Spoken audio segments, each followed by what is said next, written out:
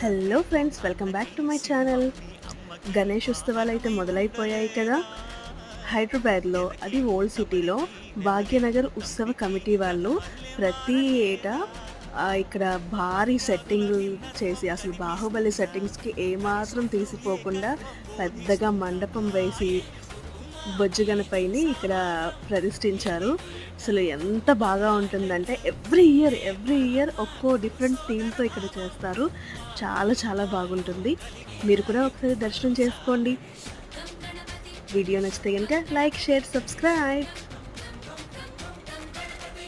Jai Jai Ganesha Jai కొడత Ganesha జయములిప్పు Bojja Ganesha Ganesha high high Ganesha అడిగేస్తా Ganesha అభయమిప్పు Bujji Ganesha